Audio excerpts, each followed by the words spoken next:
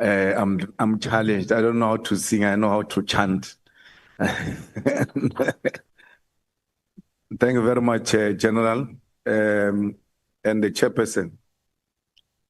General, I just want to ask if you know, or maybe let me put it differently.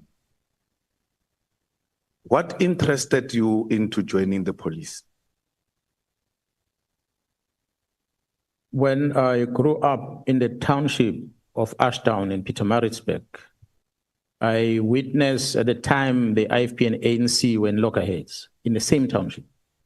When I started witnessing how people have been killed and nothing happens, and people, some of them that I knew, it is part of the thing that drove me to say, what can I do to assist in this regard? So that's what influenced me to join the police. And I must say, I remember when I joined, it was exactly that I needed to fight the criminals. That's why I chose the career that I chose in the service. That I'm not going to join the police station to go and be a court orderly. No, that's not what I want. I want to be there on the ground and deal with action. Then you went to the college, and then from the college? When I trained in Pretoria College, and from there I went to Potchefstroom, the Public Order Police Unit in Potchefstroom. At the time, you couldn't choose where to go. The only option was to become a detective or you become a uniform branch. And because I wanted to be on the field, they said to me, then the highly trained unit that you must go to is internal stability unit. Maybe that's the right word to use at the time. In June 1993, when I joined, it was called internal stability unit, but then later changed the name to Public Order Police. And then how do you arrive at the task force? I became aware of the special task force. When I joined the police, the internal stability unit used to wear camouflage. The camouflage I was wearing on the 6th of July. When the amalgamation happened and the camouflage was stopped from POP, it was directed that POP must be issued with the uniform that the shirt looks the same as pants. It was introduced there, that shirt. Usually it used to be a light blue shirt and a gray pants. But POP was introduced with the same type of color and to stop wearing camouflage. So we did not wear camouflage. And then an unfortunate incident happened in the area called Shoba in Potchefstroom, where the African National Congress had won the elections in 1994. And the few members of the IFP, few members of the ANC that are located within the village of IFP started celebrating that victory. They erected their flag, the ANC flag, to celebrate the victory of the African National Congress. And I happened to be there and I warned them. I said, you are calling for trouble. You're in the middle of the ocean. You're an island. You can't be raising up this flag and celebrating, whereas your neighbors are not happy with the fact that they were defeated. And then it so happened that shortly after that, those people were attacked by IFP. They were killed. And after the murder happened, the leadership of the police brought the investigation team from the national office to come to Potchefstroom. And that investigation team was accompanied by task force. So it was the first time I see people in camouflage that we are no longer wearing. So when I saw them there, and I asked them, but who are you? Because we don't wear this uniform anymore. Then they said, no, they are special task force. So I asked him, what do you do as special task force? They started explaining to me. That's how I first learned about the task force. So it was exciting for me because I always wanted to be in such an environment and I never knew about it. And fast forward, I took a transfer to Durban. When I arrived in Durban, the current command of the task force in Durban, Kenen Yao, was there, the unit, and I saw him and I engaged with him and he said, no, they recently decentralized the task force to Durban. And then he gave me the video of what the task force does. I went to see it and I watched the video and I realized, okay, no, this is troublesome. And then I was excited and I joined it. So it's safe, it's safe for me to call you a career policeman? Yeah, well, we can call me that I've been pursuing different areas in the police all my life until now. Are you aware of something called deployment cadres? No, we don't do that in the police. We don't use the cadres names. No, I'm saying, are you aware of policy of a deployment cadres? I always hear from the ruling party talking about deployment cadres.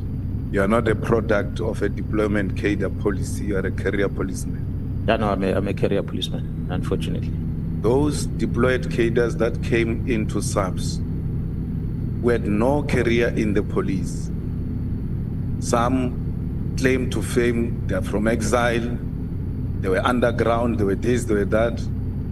Do you think they helped to improve the policing in this country, or they deteriorated to where we find it today? Yeah, I think the latter part is more appropriate.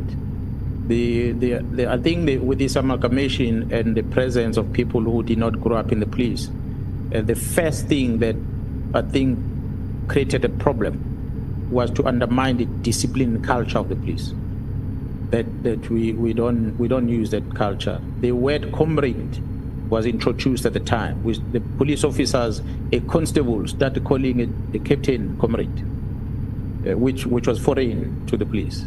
So the moment they started addressing each other like that, it just made the situation worse. The situation became worse after the ANC Polokwane conference in 2007. Because while you were there in a conference, when the former deputy president, who became a president later, was fired, that's where we started seeing the real division.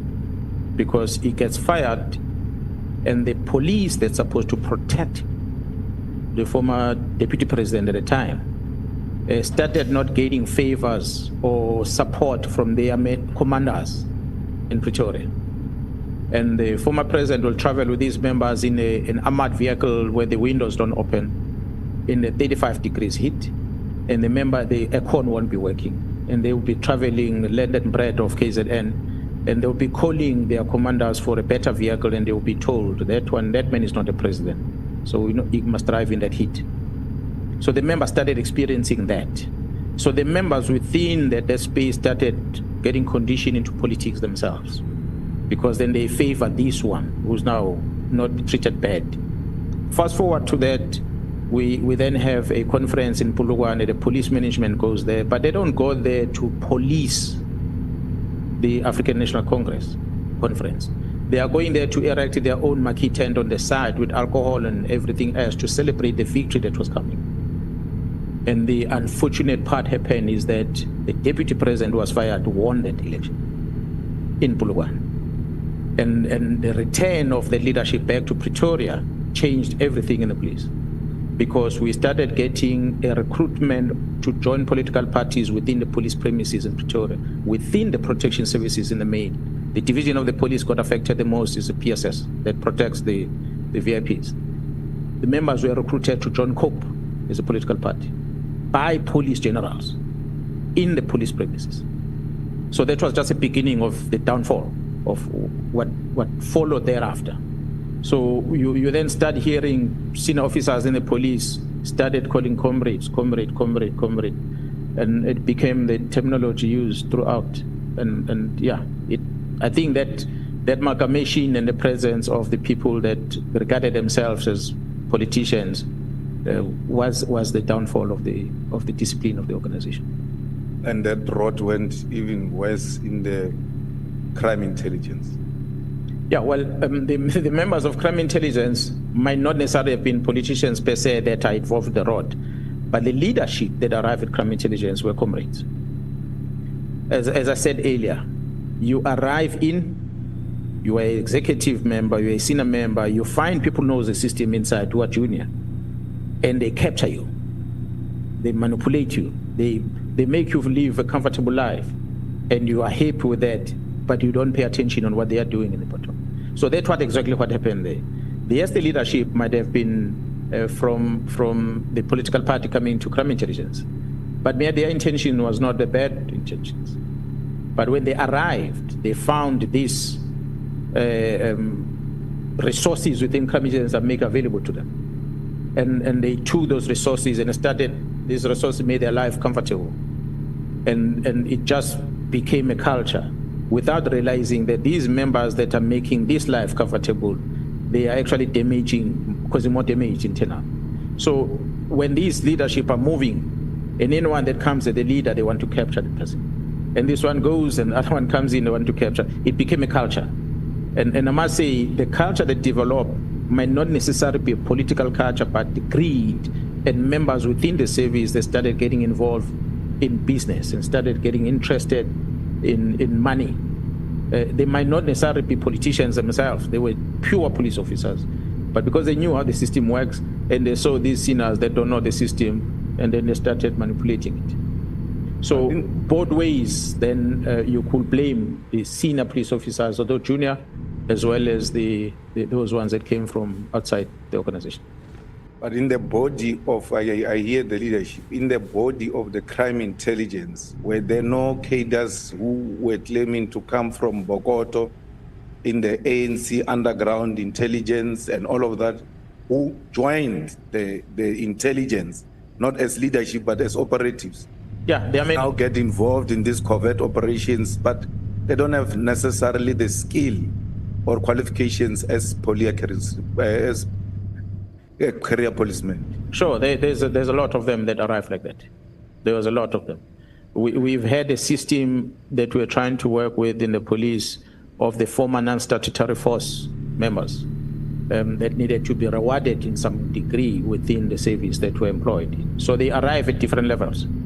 Some of them were constables, sergeants, and up the ranks. The others that came on a senior level, but others grew within the service.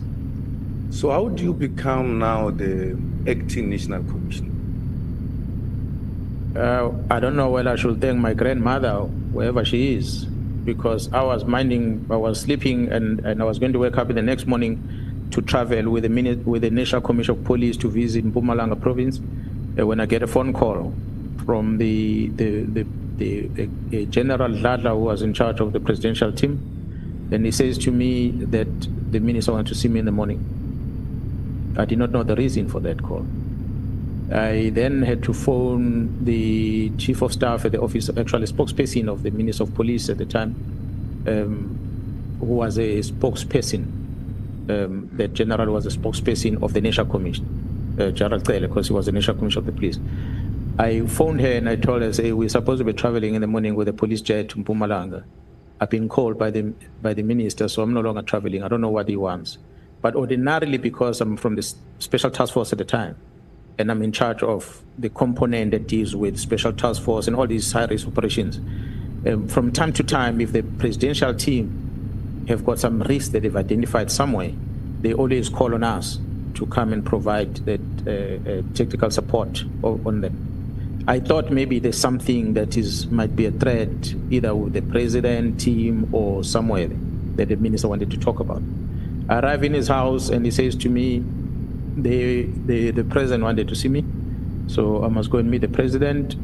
I went to the president and the president says, I've now taken a decision to appoint you as acting national commissioner because we are suspending General Mkhwanazi based on the procurement of that building in Pretoria. So it came as a shock, and that was that. That's how I was appointed. Who's the president at that time? President Zuma. Who's the minister? Minister Mteto, Nathi Mteto, the late. And then how do you leave that position of acting?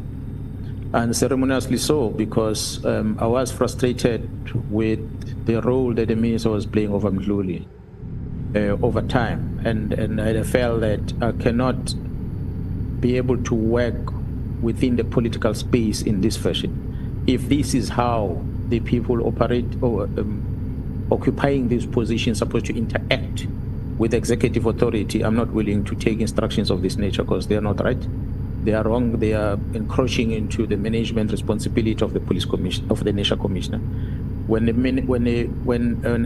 Maybe I must talk about the experience that also I had learned prior to that.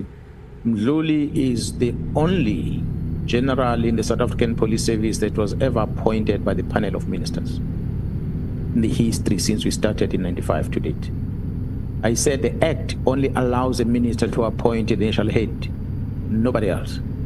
But the Mdluli's panel was presided over by the late Minister Mteto And I don't know who are the panel members that were part of it. The person who was the acting national commissioner at the time, Commissioner Williams, was excluded from the process. Mkhwanazi then gets appointed. So which then Mkhwanazi, there was the intention of getting Mkhwanazi at crime intelligence by all means. For what good reason and what experience did Mkhwanazi had at the time? From my assessment, I realized there was other reasons other than his competency to do the job that made him to be rewarded by being given a crime intelligence post by the minister at the time. So fast forward to that.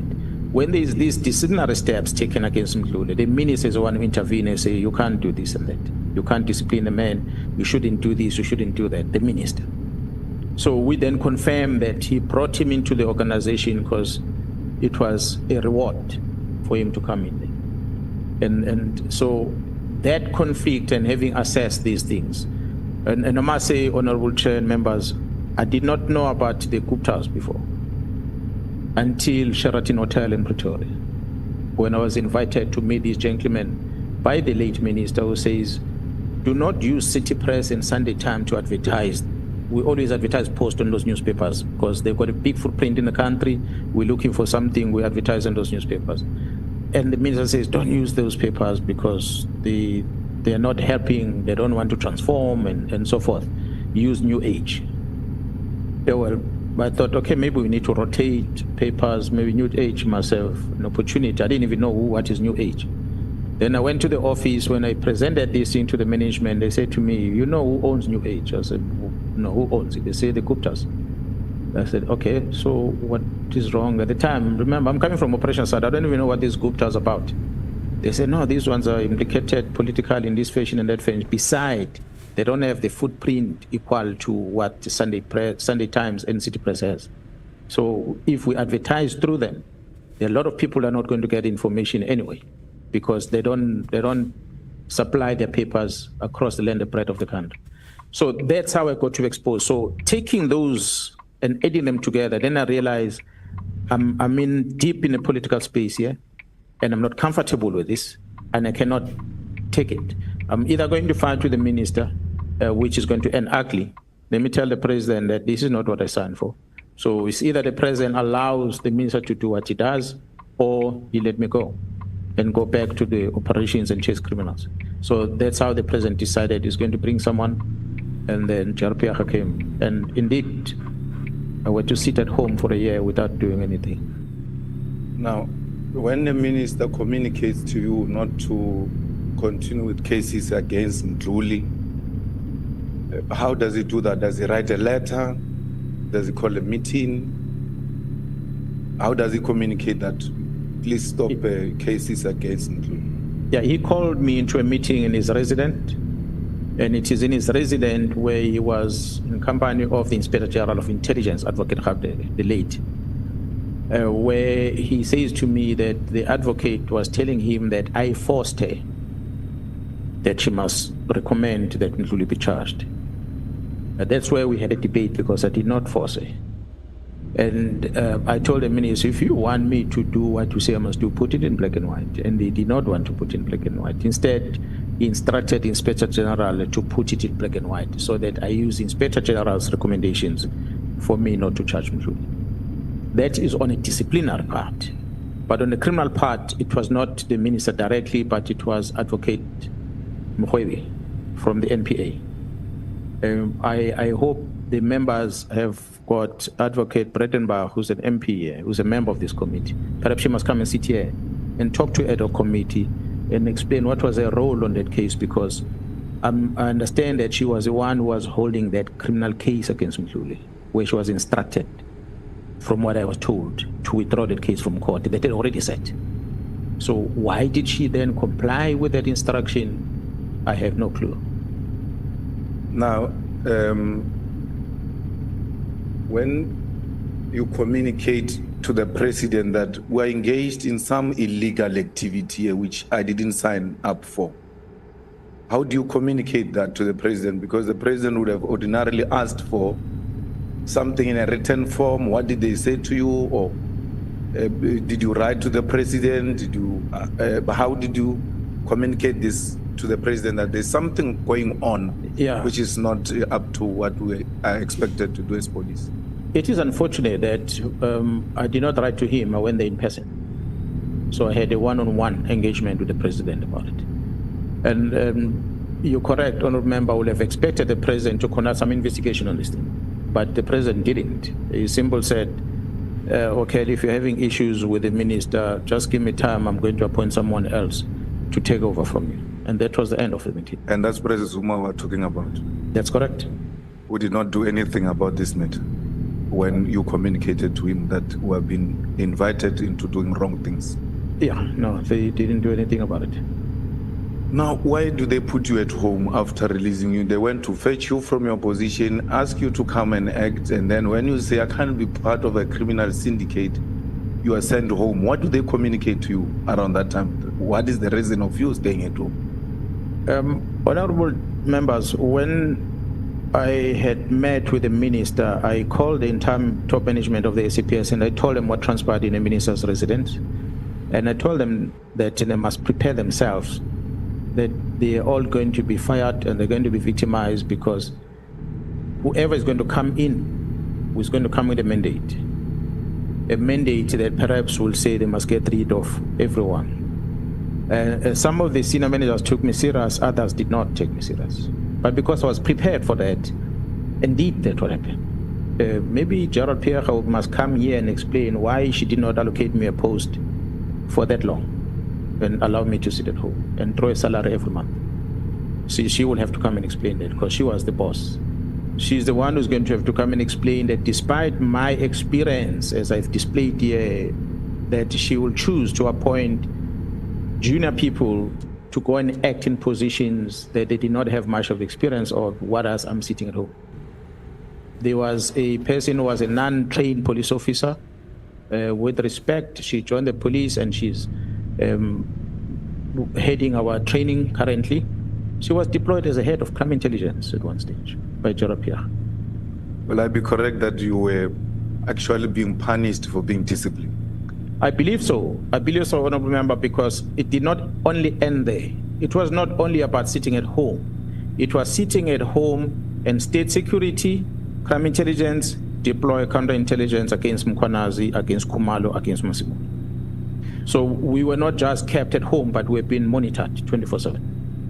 General, you know, you speak interestingly about 2011, especially in relation to crime intelligence. What was happening in 2011? Well, some of us for sure were very young, we can't remember properly. What was happening in 2011? Because you keep on referring to 2011, and we're trying to imagine what really happened in the crime intelligence in 2011, which you see it now and gives you those flashbacks of what happened in 2011. I said, honorable members, I wouldn't want us to maybe go too deep back, but many things were pronounced, ventilated at the Zondo Commission about intelligence, things that were happening.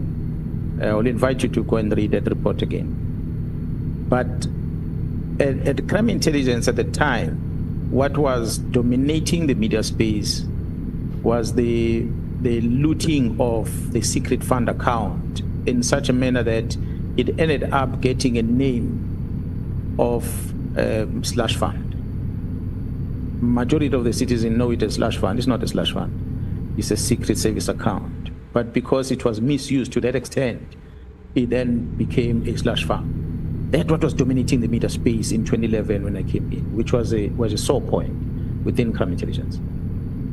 But I'll also invite you to go and check my YouTube at that time where I said, when you speak on the phone, you must first greet General Mkhwanazi before you speak to the person you're speaking about, because they were known for illegal interceptions at that time. Am I correct?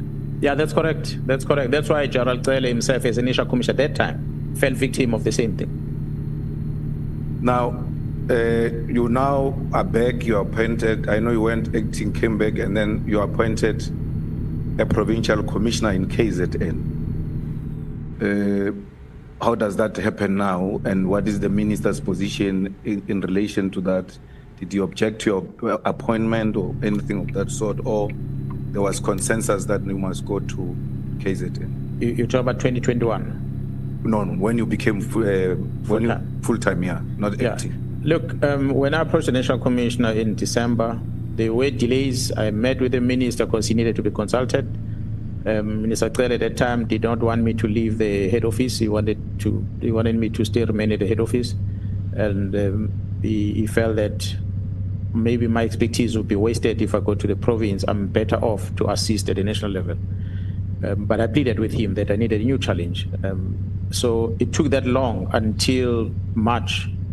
That is when I think they started engaging with the executive in the province, where the agreement was reached, and then I was informed that I can go and start in April.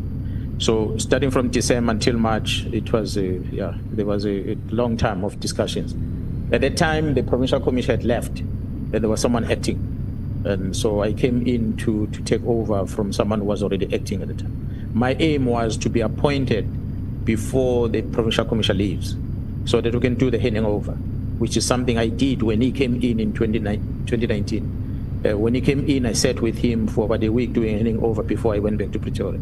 I wanted to do the same thing when I was going in, but because of that delays, he ended up leaving without doing that handing over. When is your contract coming to an end? My contract is ending at the end of March 2026.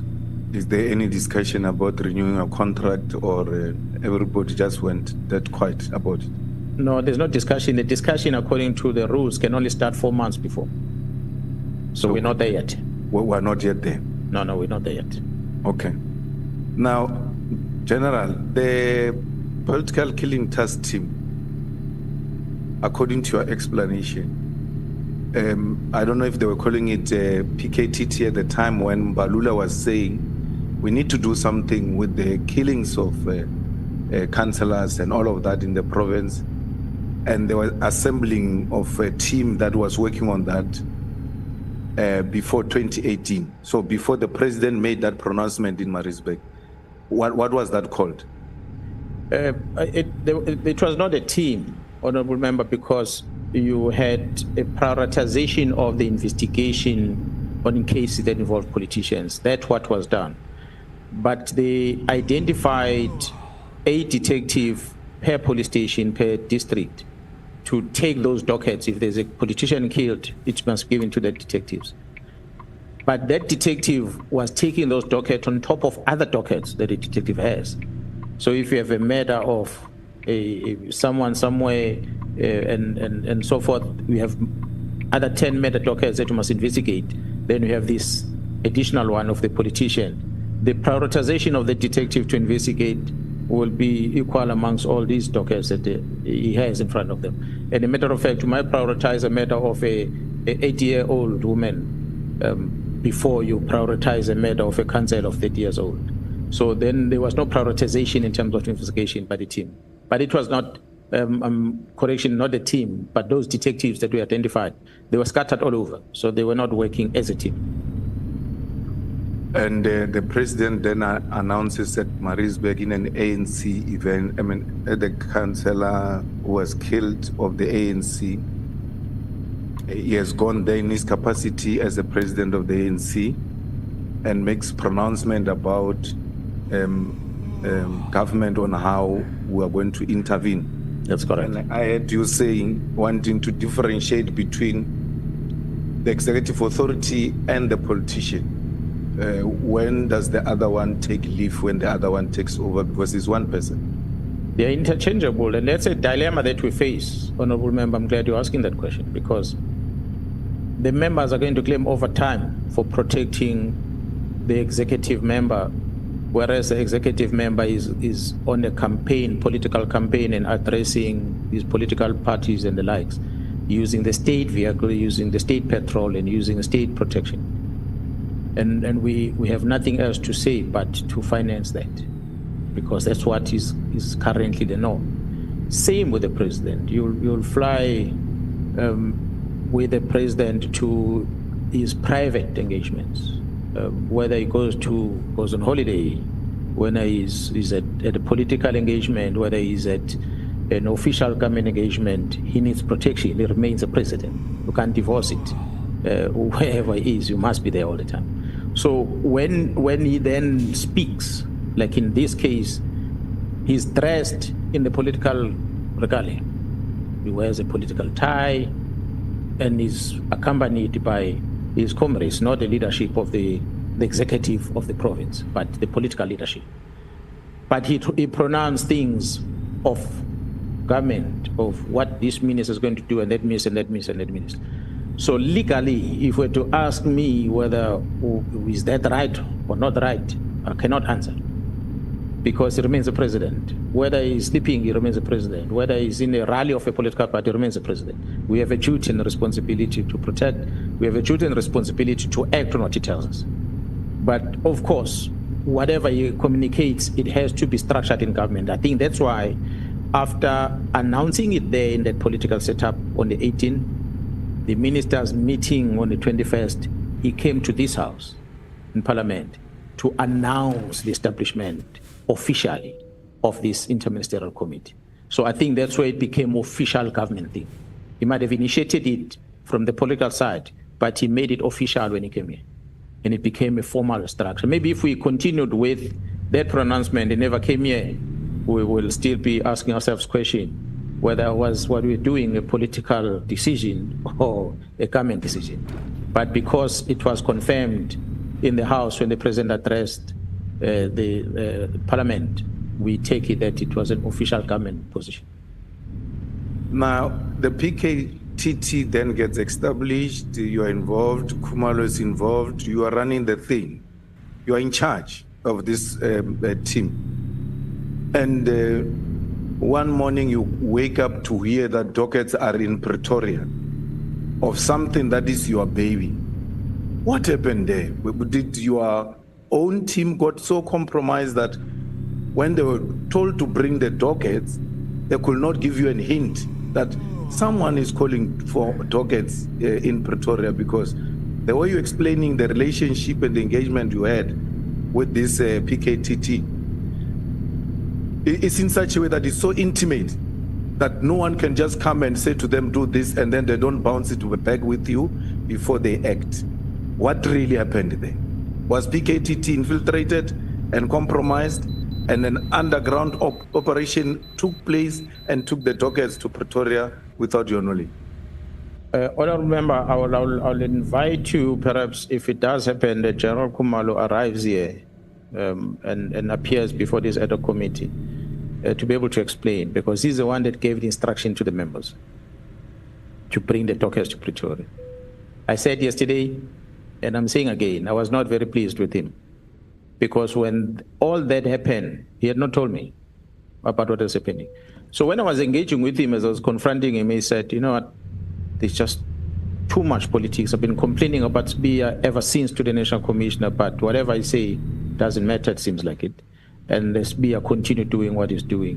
While this side is having the crime intelligence that it's trying to deal with, and is having challenges there, and is seeking assistance from the head office, from the national office, and is not getting the assistance. So it's a man who started getting frustrated. And I think when this thing came to him, he just felt, maybe let me just get rid of this, because the National Commission maybe is not assisting and stopping it. Let me push it aside and focus on my things. And that's why he omitted to then make me aware. He simply gave an instruction to a colonel. He said, Colonel, go and fetch the dockets that are investigation, bring them here, as per this letter. So that colonel told the ones in Durban, they said, bring these dockets, and the dockets were transported. That's how the dockets ended up in Pretoria. When I became aware is when they wanted to bring these dockets back. That's when I asked him, because when I heard about it, I wrote him a letter. I said, I'm told these dockets are in Pretoria. How did it happen? That's when they responded to say they were moved in this fashion. I understand that, General, about Khumalo, but your members, the individual members who are in the PKTT, who've got this high credibility and are executing the task expected as their commander, as someone that you work with, apart from whether Colonel called them or Khumalo, why didn't one of them communicate with you? Because this is, I'm trying to establish this effective machinery that you are saying. This is the most effective machinery we have at SAPS. Why is not the senior ranks, these investigators, these people who are dealing with the actual issues, why are they not giving you that information that General Khumalo or whoever said who must bring the dockets to Pretoria. Only to hear after. I mean, you gave a very good example that someone comes into your house, he takes your things and then he goes away with them and says, when I was at your house, I took 1, 2, 3, 4. No one can do that at my house. It will never happen. That you come into my house and take something and I don't know about it. So what really happened to these members who are so loyal and so active and so disciplined that they can't tell their commander, only to be embarrassed that his dockets are in Pretoria? Yeah, honorable members, the command and control, when it's effective, such then happens. Because our structure and our working arrangement was that the members that are doing the job, they understand and they know their commanders. They don't bypass that process. The center was holding. So at the center of this operation was General Khumalo. So when I was getting briefing, Khumalo and the leaders of certain groups will come and brief me about the work they do. I will not engage with the individual member directly. So I was always engaging them in a formal structure all the time when I'm engaging with them. So the problem started in January, as I said. I also learned from General Khumalo that the members are not happy. So when I asked him, what do you mean the members are not happy? He said, because they were supposed to get awards during the Excellence Awards and their names have been removed. They are told they are no longer going to be recognized with anything. That's when I went to meet with the members myself. Because when he phoned me, he told me that the members are not happy. So I went to meet with them. For the first time, I had a one-on-one with them. And I asked him, they said, Gerald, we are disappointed. I still said to them, I'm going to give my allocation of one table of 10 people. Come as my guest. Come and sit there. They said, no, we appreciate Gerald, but better we don't come. So that was the first time where I had a one-on-one engagement where I got to feel the pain in their eyes. This is January, long before the letter is written. The dockets are taken. I started feeling the pain in their faces in January. Fast forward, the same January or February, there's this instruction of the reduction of the workforce of this team. At that time, I conclude that it is because of the budgetary constraint. That because the budget approval has been reduced, we can therefore not have this total workforce that we had. I accepted that. We are running towards the end of the financial year, reprioritization that must happen. So I did not challenge it. But then the financial year starts in April. Obviously, the budget might not be allocated almost immediately. But again, the team that is authorized to continue the work as a new submission is made in April 2024, it still speaks about the reduced number of deployments. So I concluded that it means the challenge is the budget. That's why the reduced number. So knowing the challenges we have, financial challenges we have as an organization, as a country as a whole, I couldn't challenge that much. I said, okay, well, we'll do with the less number of members maybe going forward.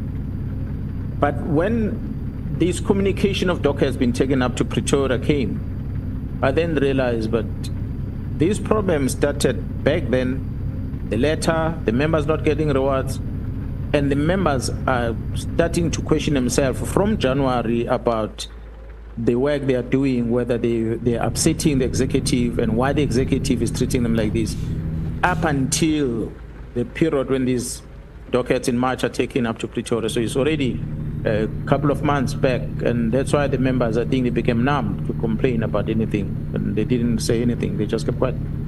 So when they arrive in Pretoria, these dockets, they are put under SBIA.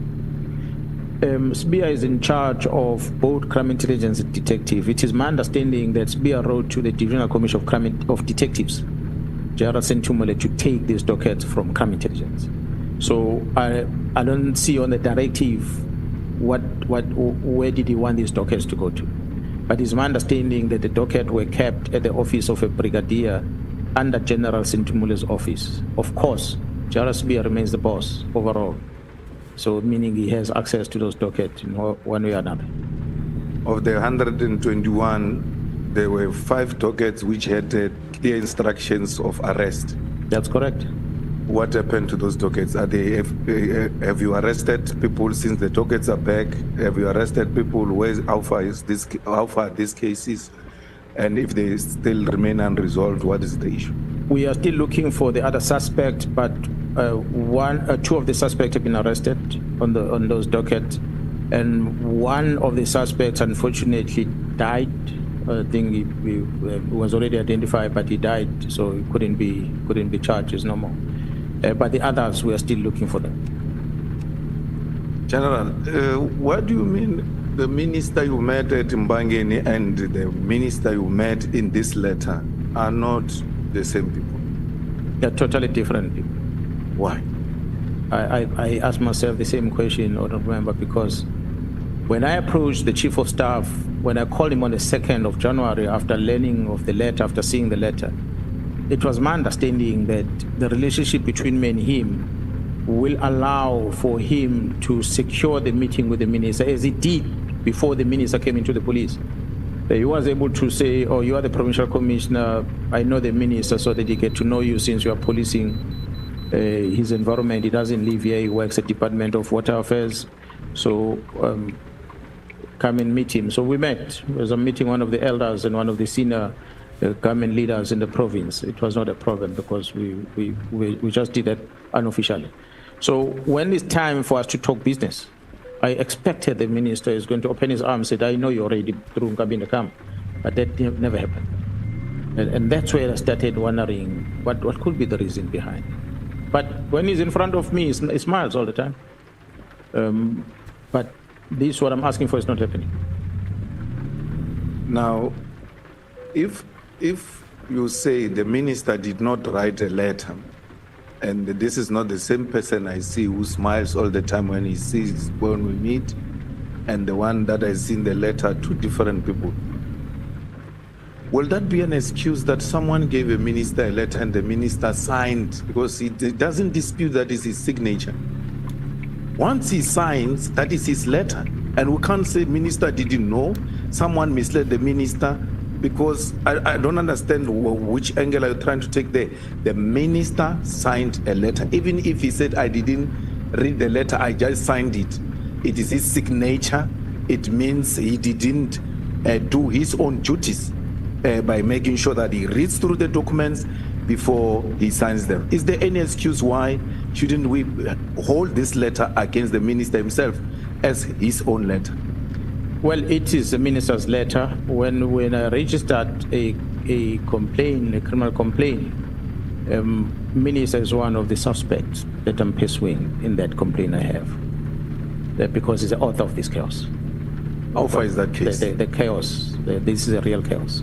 Yeah. How far is that case you complained about this? It's still an investigation. I'm not part of it because I rely on the prosecution in KZN and the team investigating to brief me from time to time. But the progress they shared with me 2 weeks ago, was quite pleased with the progress that they're making.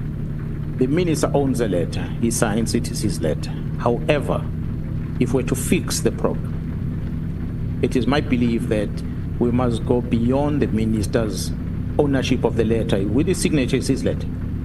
That's given. But we need to find out what led into him writing such a letter.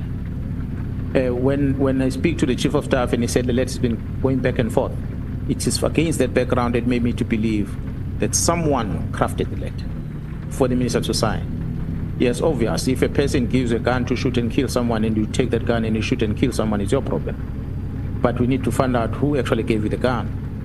So this is basically what I'm trying to communicate, that can we not just leave it with the minister? Let's go beyond, because we're going to miss problems that exist in the organization if we only deal with the outcome. Let's try and fix the real problem. In this case that you're pursuing following this letter, minister is a person of interest, and you're saying the investigation is going on, they're getting briefing from time to time.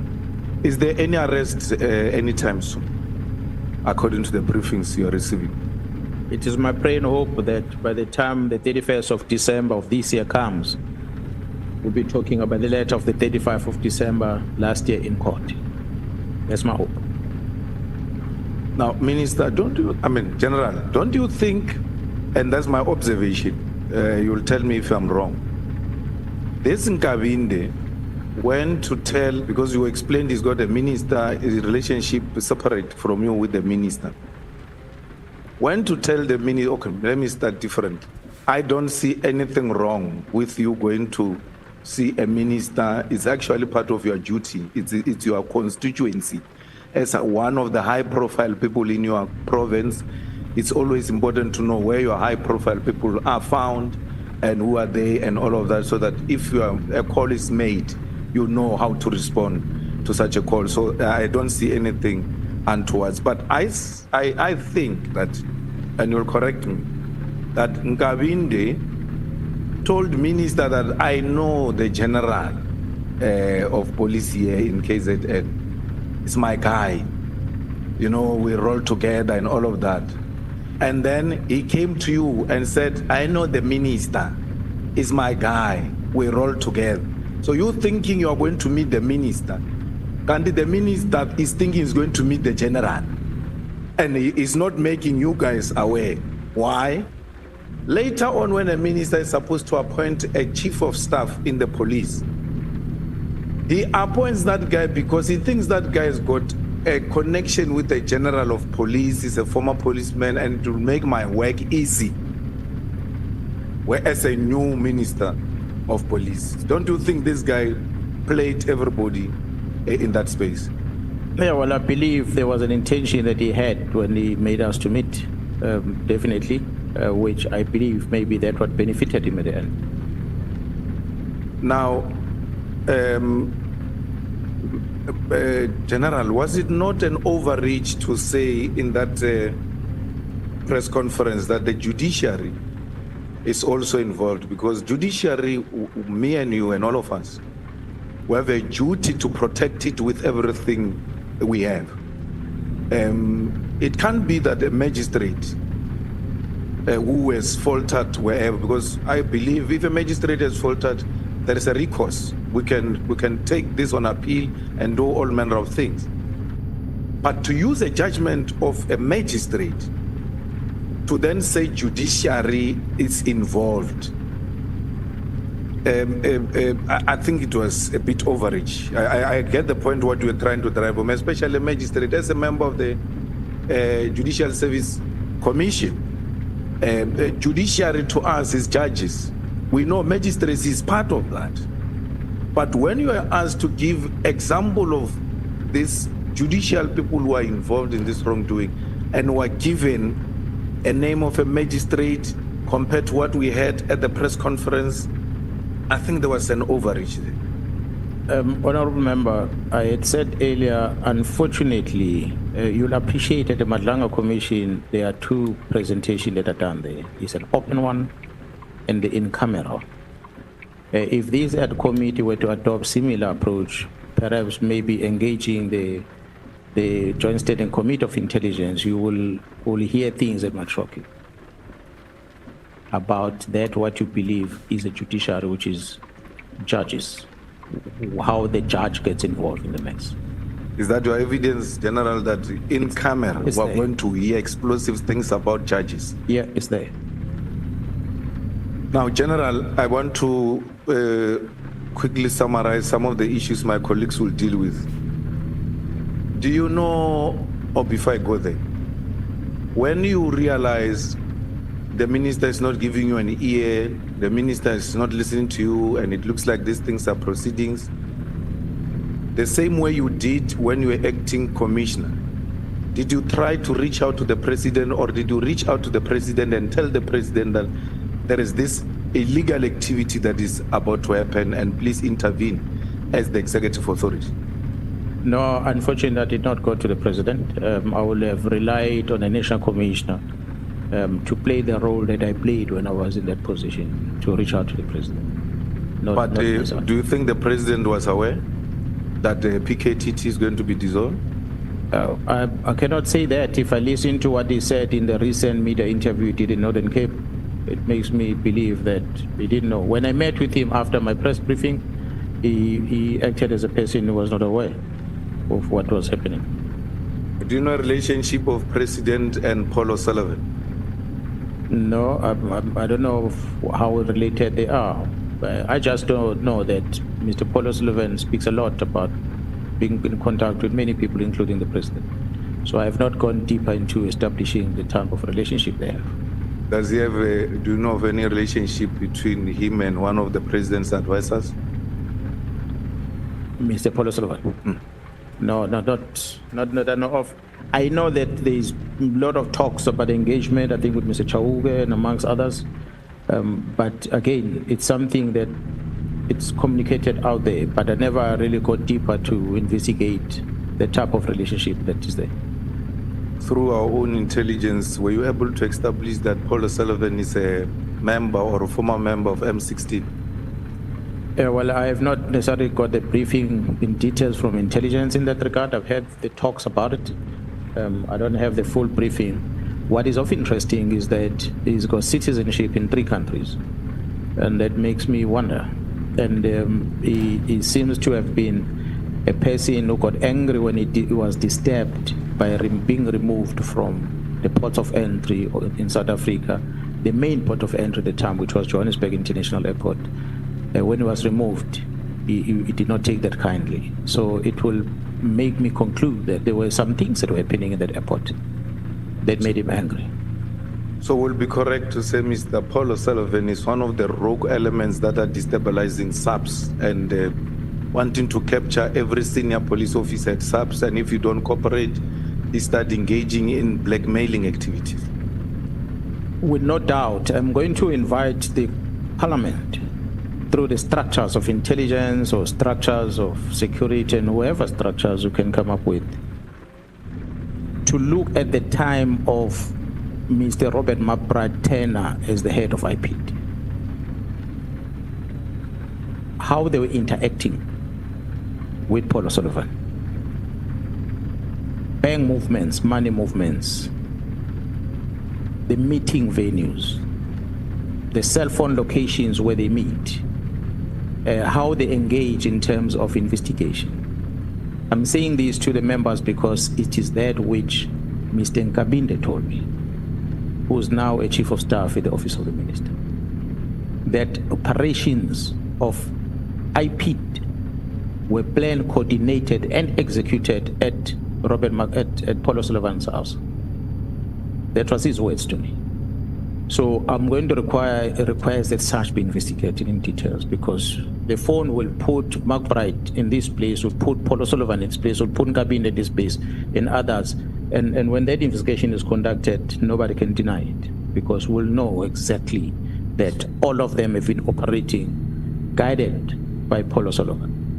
And that is on one side. And I'm interested to know, honorable members, as to who is the author of the report that was produced when the city of Johannesburg, as well as the National Commissioner, wrote to the State Security asking them about the legality or otherwise of the gadget that were bought by the city of Johannesburg at the time when Julius Malema was in charge of the security in that place.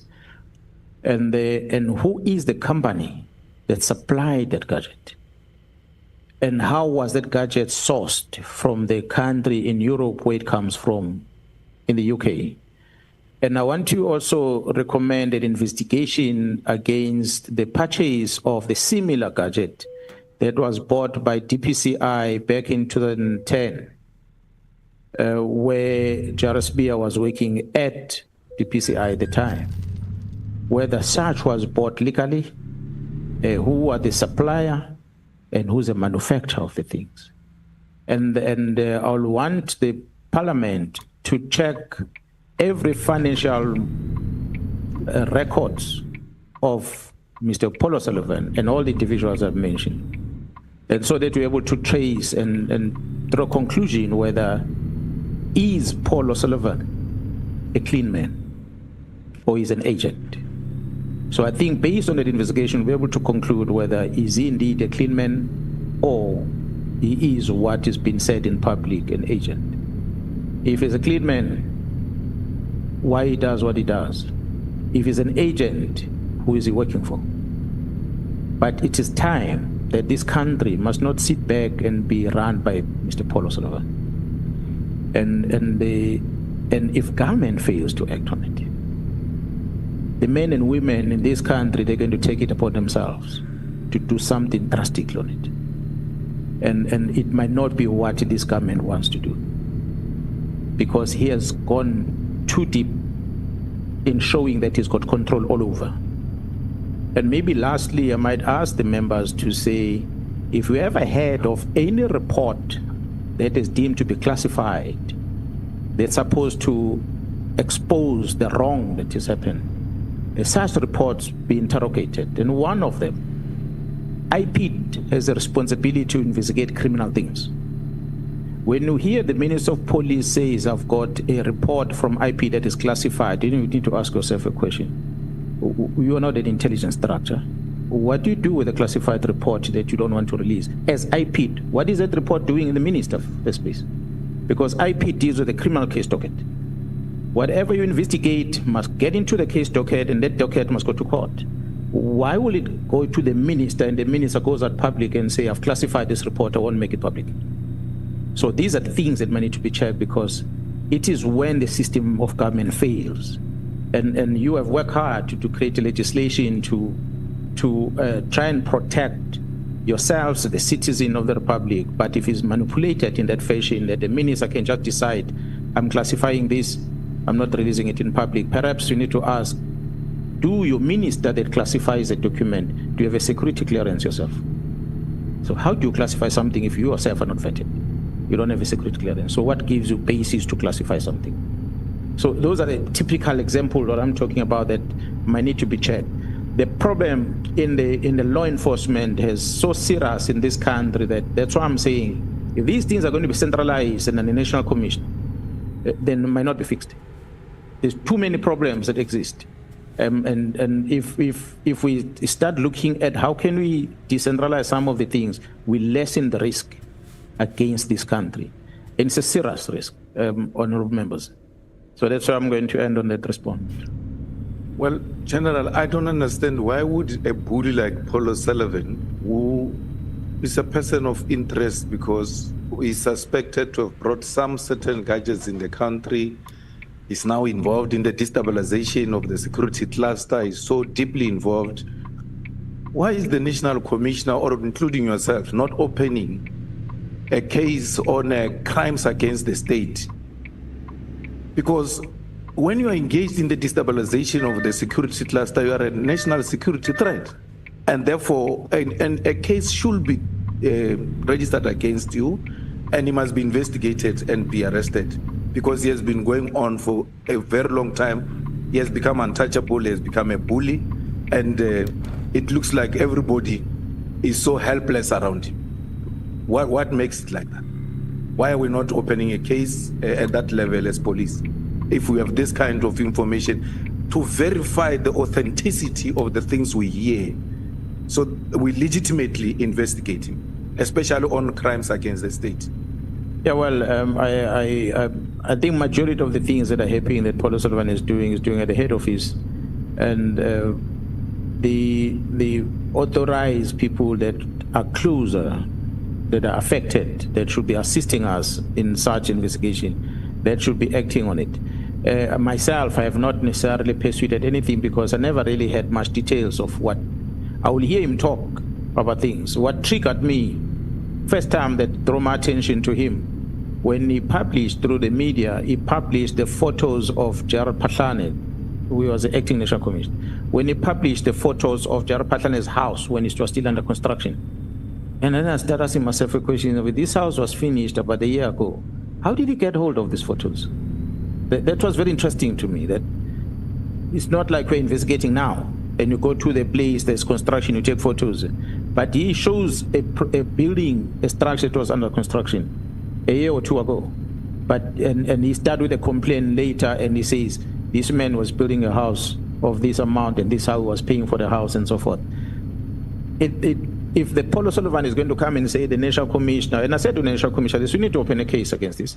If Paul O'Sullivan is going to say the National Commissioner owns a property here and here and here and here and here, how does he afford all these properties? How did he get the information? So we always say that you get, I'm sure majority of citizens in South Africa experience that. You get a phone call from a company and they want to sell you something. And you ask them, where do you get my number from? They say, no, we got it from marketing, whatever things.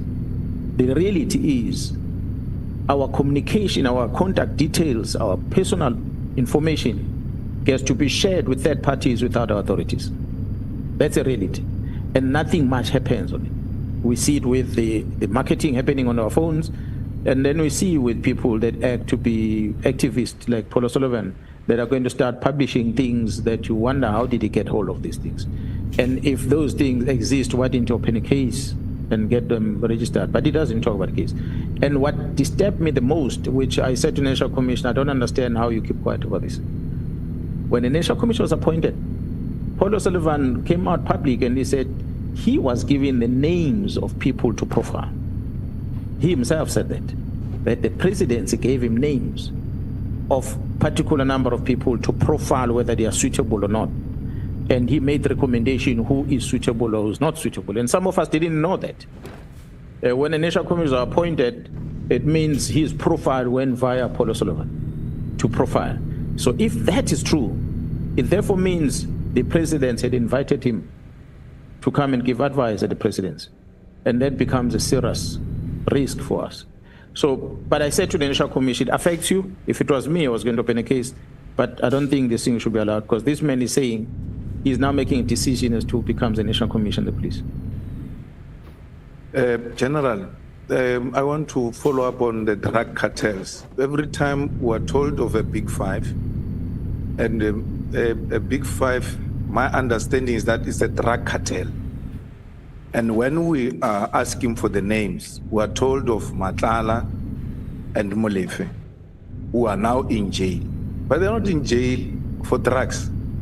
They are in jail for a gun that is connected them to some celebrities and all of that.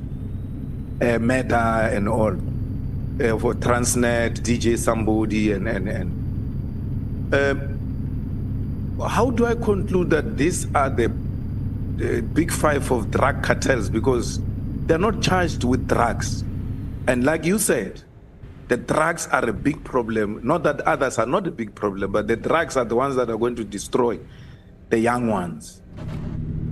And when we are asked about this big five that deals with drug cartels, we are given 2 people who are in prison, but they're not charged with drugs.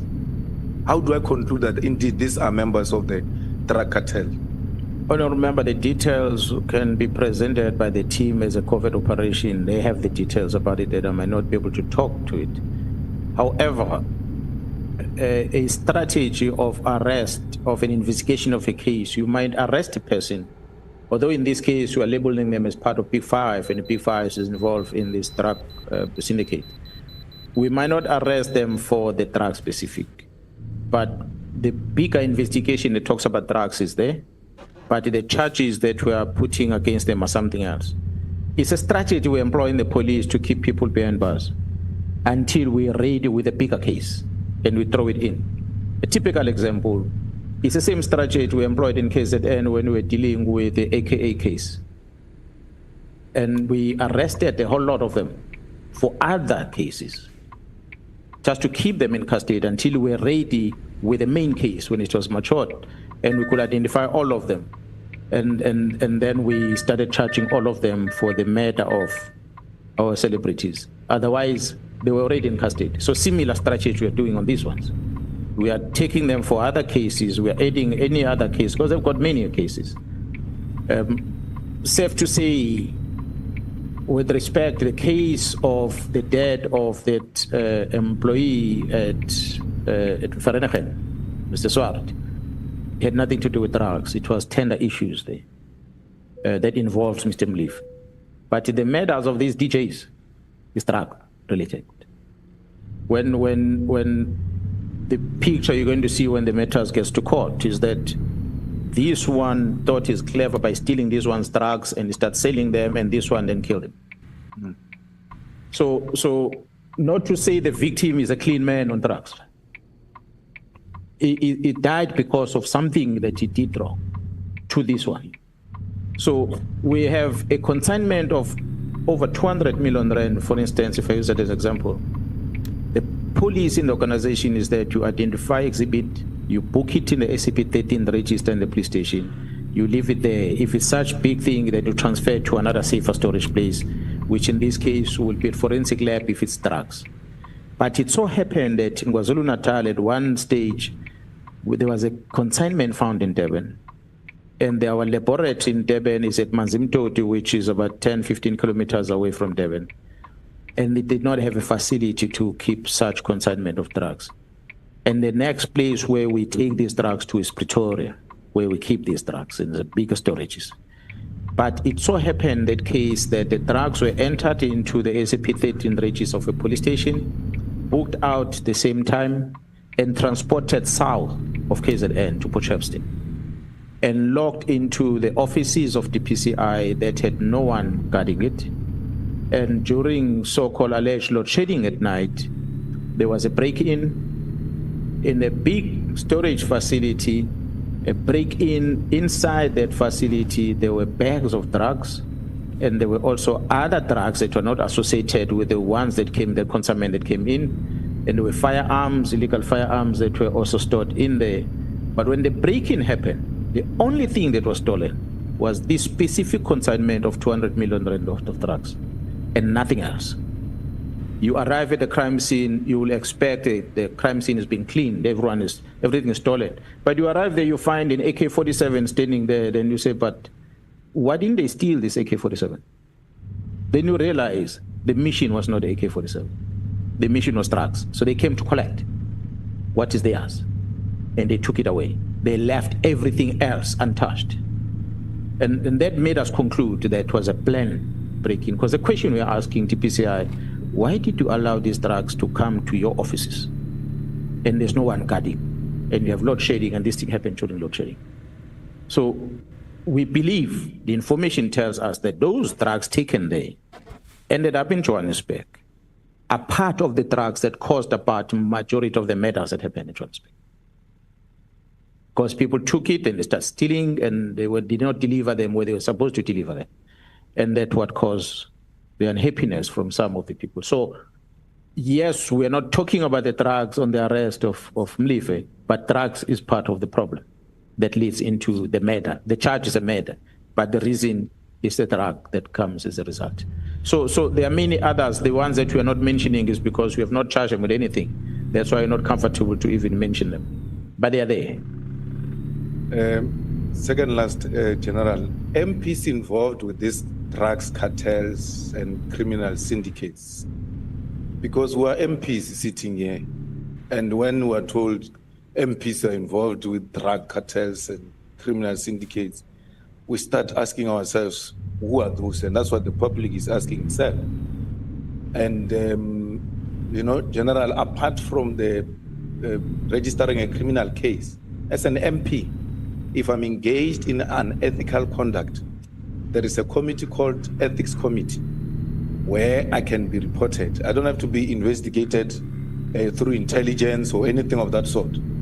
Why has there not been an effort from your side or from anyone who's involved, who knows these MPs who are involved in drug cartels, criminal syndicates, report them to the Ethics Committee, including the judges? Because I get worried when judges are subjected to covert operations. It's a threat to our democracy.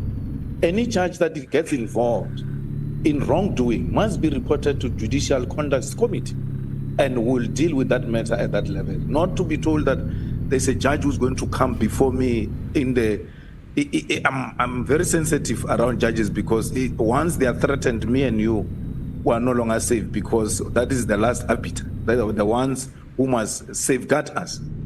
So why are these people not MPs with drug syndicates, judges with drug syndicates, criminal syndicates, MPs Ethics Committee, judges JCC? Why are they not reported there, and we left them in the hands of the covert operations and not anything above?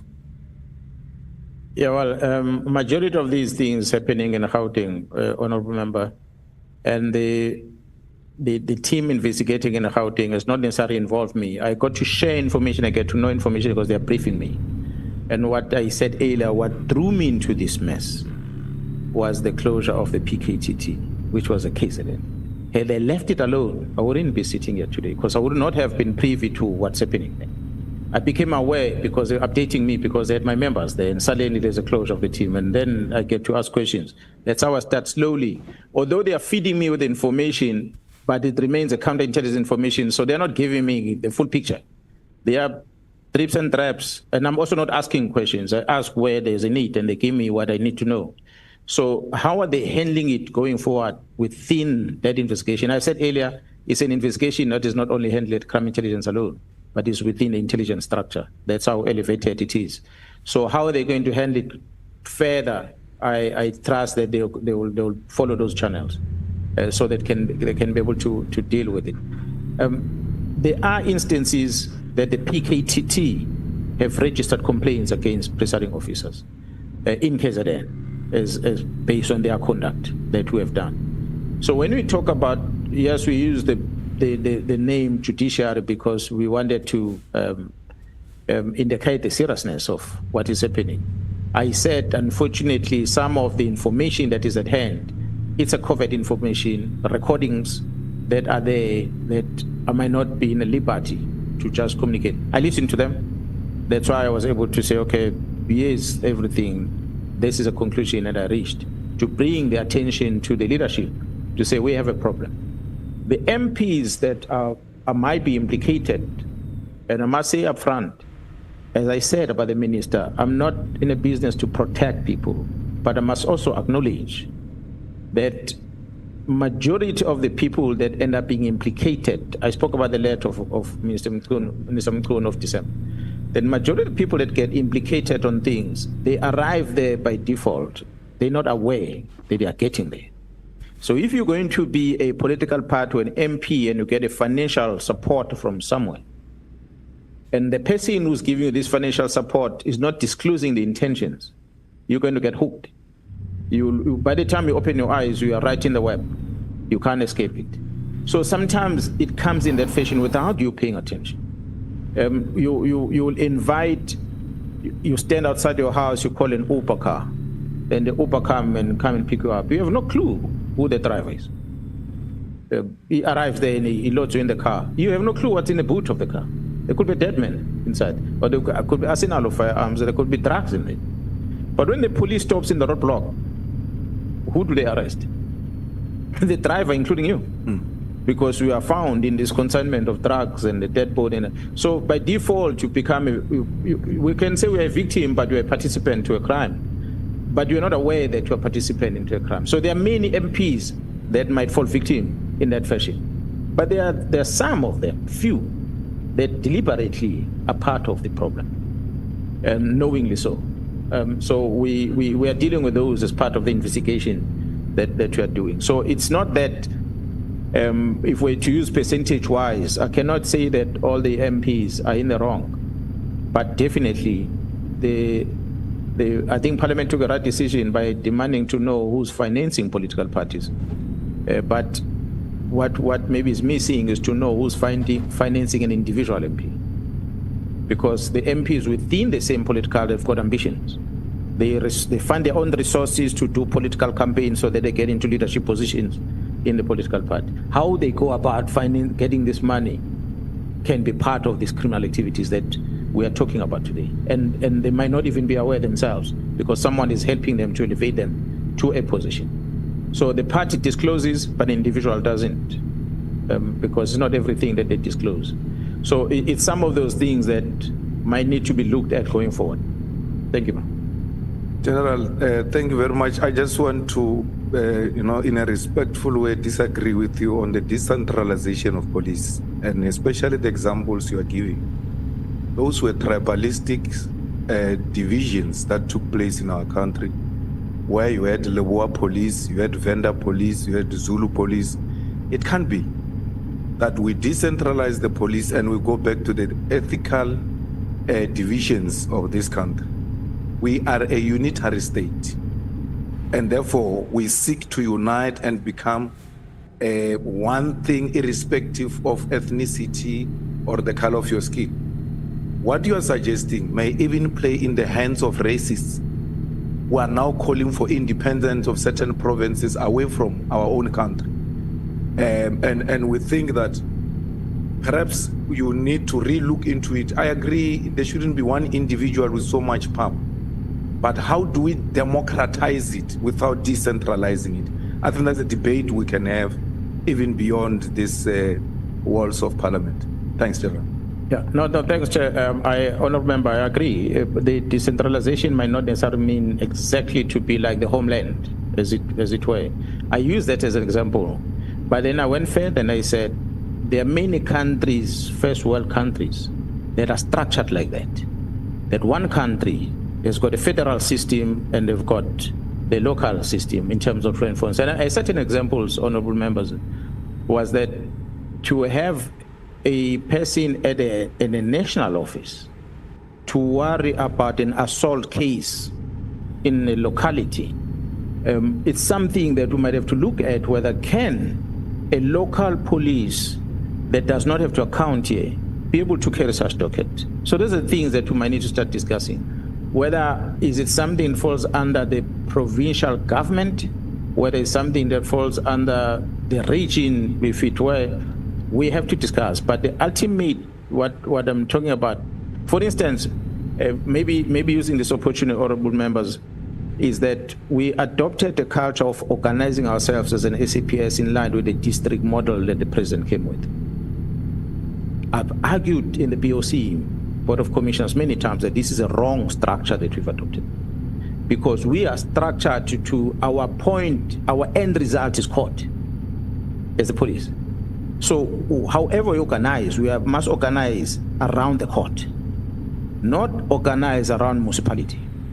So it could be part of the things that says maybe the provincial delegation of this power might not work.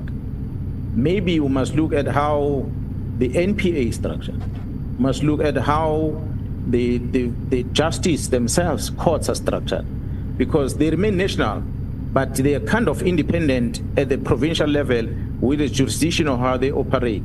So when we set up our own structure as a police, instead of having district commissioners, we need to look at this district that covers at times 2 or 3 court jurisdictions becomes a problem for the performance of the police in terms of taking matters to court. There's some of the things we need to engage on, but research is needed. Whatever I'm proposing will need to be researched. And we're not going to make a reference to the homeland security, but we have to make a reference to the first world countries, how they do policing and what is good. And that is simple, more about efficiency, not about ethnicity at all. I disagree. I also agree with that one. We can't use the tribal issues that we did before. And the national legislation must remain the one that is a founder, regardless whether it is centralized. We must still account in terms of the legislation. Thank you, Chair.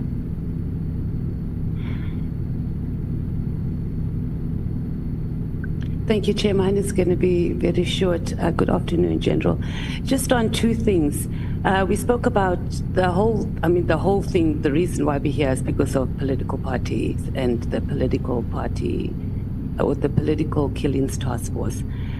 You haven't told us which is the dominant party that has the most killings,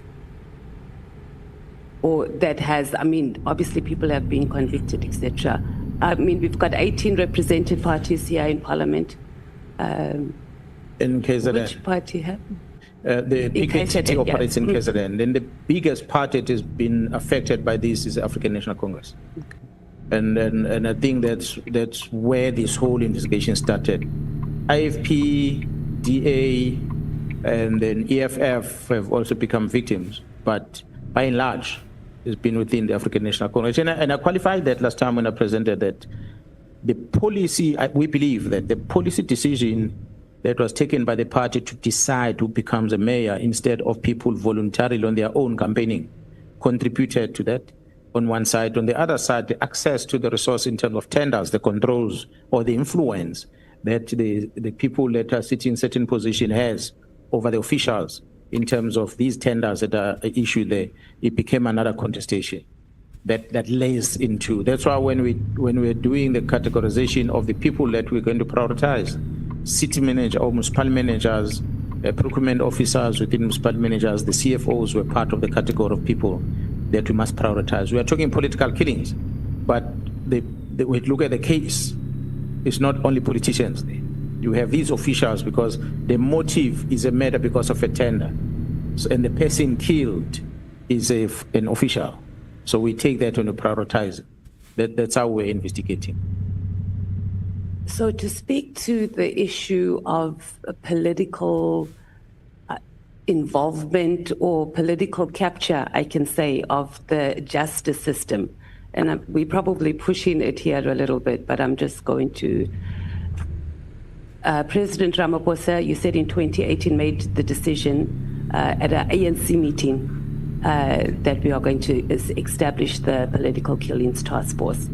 And I'm asking this question not to, and it mustn't be misinterpreted of the capacity and the job that the task force has done, but that this task force was used to deal with organizational matters, to deal with organizational ill discipline. So state resources were used by the ANC to be able to deal with their party leadership battles. How would you respond to that?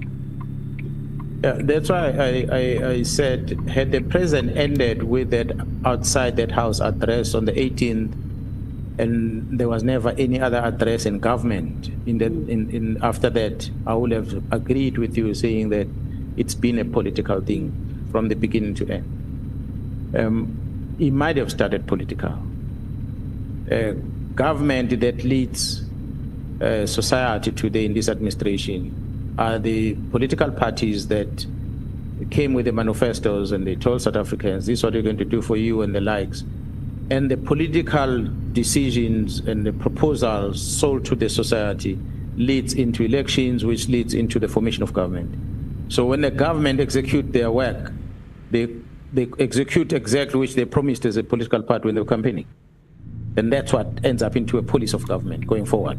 So if the president then addresses people and make pronouncement as a politician, he comes back into the house and he officiate that as a government position, then we cannot say it's a political decision, it's a government decision.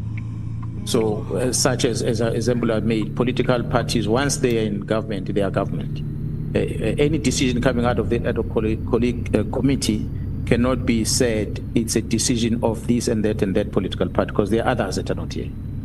It's going to be a decision of government that comes out of that committee. But because they have access to government and to parliament, they are able to make that decision. But I'll park it there for now. The other question was on, you mentioned, I think it's in Annexure NSM 3 and 4, where you spoke about the Richards Bay minerals. In KwaZulu-Natal, perhaps you can speak to us directly on that. How many companies have requested services from the police exclusively on their premises? Do you have that, or is it something that happens very often? And I ask this in light of other crimes that are happening that might even exceed what is going on in companies, and also the political killings and related matters as well.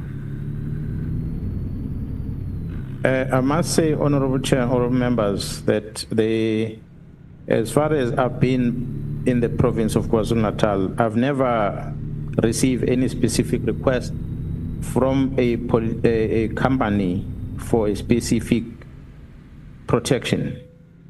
The meeting or the deployment of members in Richards Bay to go and work at the Richards Bay minerals.